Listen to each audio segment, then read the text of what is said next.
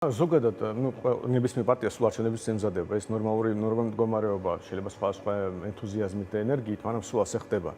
მაგრამ ერთ-ერთი მნიშვნელოვანი ამბავი არის, საერთოდ ვიცოდე რა პოლიტიკური ველი გაქვს.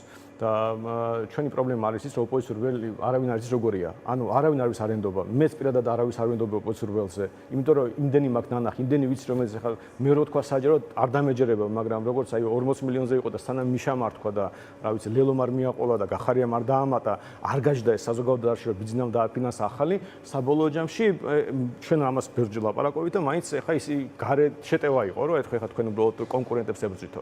მაგრამ ბოლოს ეს გაჯდა, მაგრამ ამას შედეგი არ მოყვა.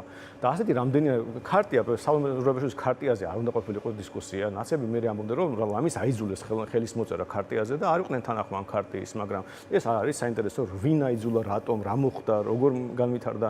ამიტომ ჩვენ რაღაცა, ანუ მე ვიწრო პარტიულად არ მაქვს რესურსი, რომ ქართულოსმა დავამარცხო.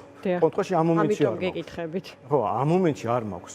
და იდეაში მე რა თქმა უნდა მჭირდება, რომ ჩემს ირგვლივ ოპოზიციურ ველზე იყვნენ ვიღაც ხალხი, ვინც არანაკლებ ძლიერები არიან და ჩემზე ძლიერებიც რო იყვნენ არ აუშავს. ხო, რომ საბოლოო ჯამში რაღაც კონსტრუქცია მაინც ლაგდებოდეს შედარებადი რესურსების თვალსაზრისით ქართულოსნებასთან. მაგრამ როცა ეს ადამიანები არ ლაპარაკობენ, დისკუსიაში არ შემოდიან, დებატებში არ მოდიან და მათ ლეგიტიმურ კითხვებზე, რომელიც აი თუნდაც, კაი, მე არ დავსვი სხვამ დასვა. როგორც ის 40 მილიონი ჩვენ არ მოგვიგონია და ერთ-ერთი პარტიის ლიდერმა თქვა, ისე საბოლოო რობერში რაღაცას რო ამბობ. ნუ თუ ეს არ შეიძლება განხილვის საკითხი იყოს.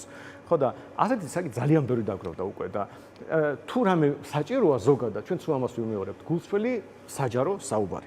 თუ ეს მოხდება, მე გამოჩნდება ვინ და ვინ უფრო მართალია, ვინ შეცდომა დაუშვა ბოლოს და ბოლოს ქრისტიანი ხალხი ვარ, შეიძლება ვიღაცას აპატიო რაღაც, მაგრამ სანამ არ მოინანიებს და არ აღიარებს, რაზე უნდა ველაპარაკოთ. ამიტომ ჩვენ უკვე დიდი ხანია უკვე არც გუშინ მოხდა ეს და არც გუშინ წინ ჩვენ პარტიის გაძლიერებაზე კონცენტრირებული ვართ ჩვენი ხარაჭერების დაზე, იმიტომ რომ ნუ თუ გამოჩნდება ის ხალხი ოპოზიციაზე, ვის მიმართება შეიძლება ვის ლაპარაკს, მაშინ რაღაცას ვიფიქრებთ. ეხლა ვესტებით მეტი ხარაჭერა გქონდეს.